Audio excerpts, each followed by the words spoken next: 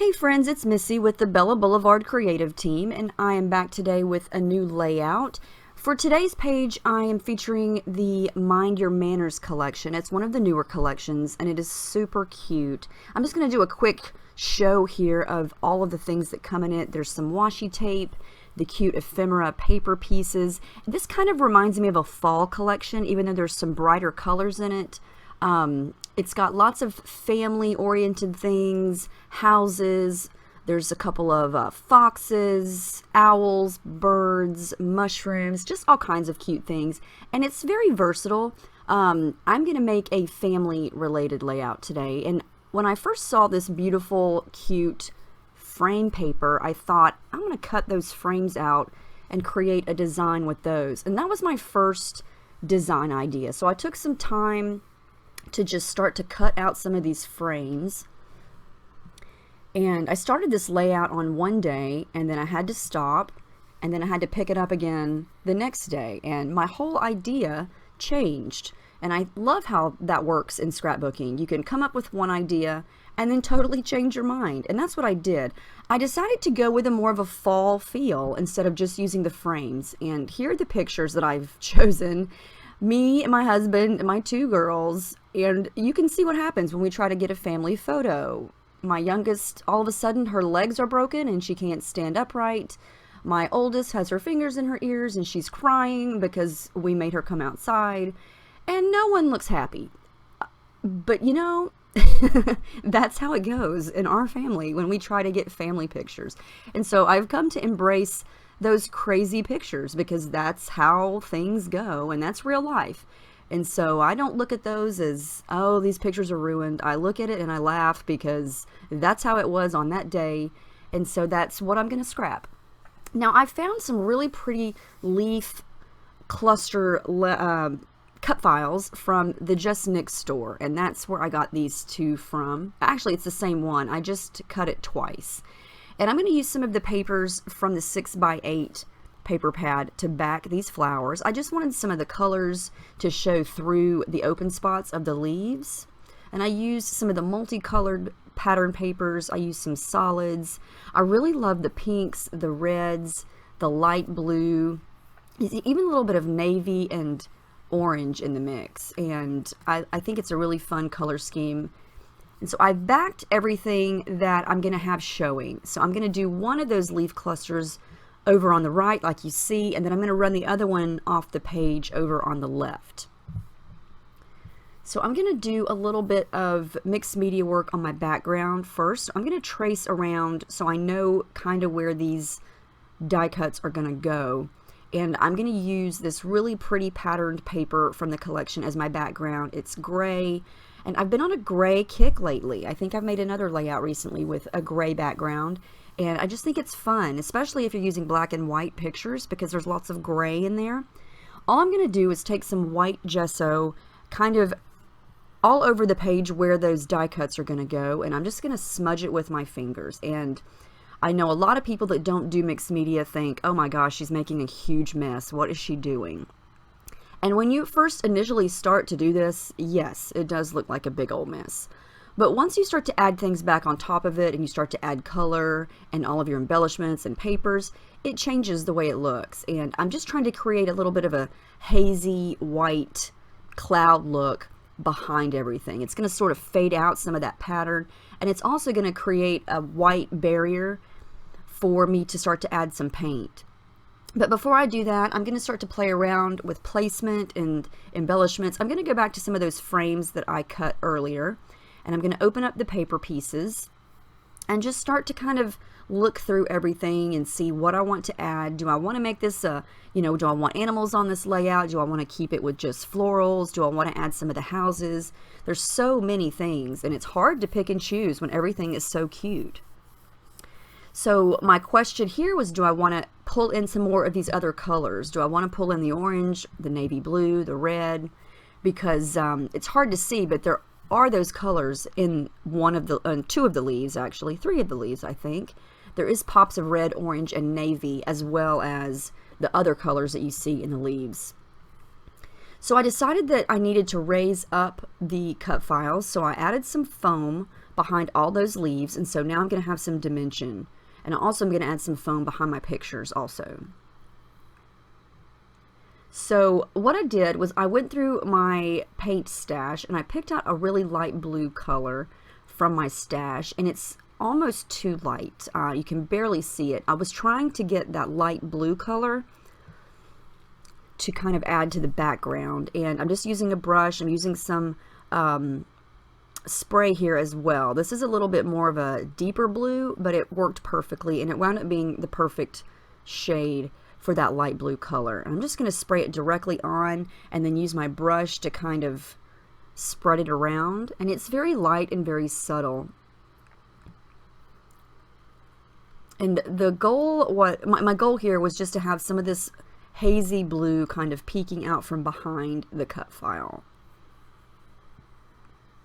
And adding paint to your background like this is a good way to pull out the colors from the papers that you are using. You know, the light blue is the lightest color, and so I thought that would be a pretty color for my background, just to kind of add some accents and some highlights to it and kind of make it stand out a little bit more. And you can see how much water I'm using here. You know, the gesso helps protect the pattern paper from tearing when you do use a lot of water like this. And so my paper was fine. So then I thought I would pull in some of the darker gray from the background and the pictures. And so I pulled out a darker gray spray, and I'm just going with a little bit here. I want to pull out some of the gray from the photos, the background paper, and I'm just using some packaging here to kind of smush it around, and then I immediately kind of dab it up so it's not super dark. But I like how that looks. It's fun to kind of mix and match darks and lights, especially when both of those colors are in the layout. And I like how that looks. I think it kind of anchors everything, since I've got so many light colors and now I've got some dark. Now I'm gonna just play around with some things here. I'm gonna add, I do decide to add some pops of red, orange, and the navy. I do a lot of thinking, and when I can't decide exactly what I want to do, I start to add in some thread, and that's just something that, it's just one of my personal things that I love to do. It's something easy that you can add, that's going to add instant texture, instant color.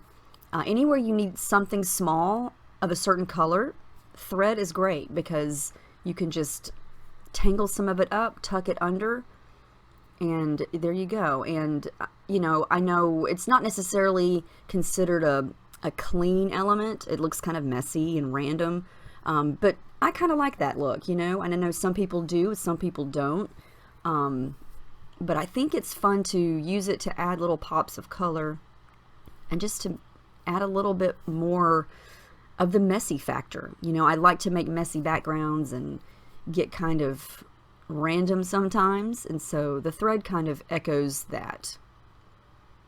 And you can certainly recreate this layout without any of the mixed media, without any of the thread.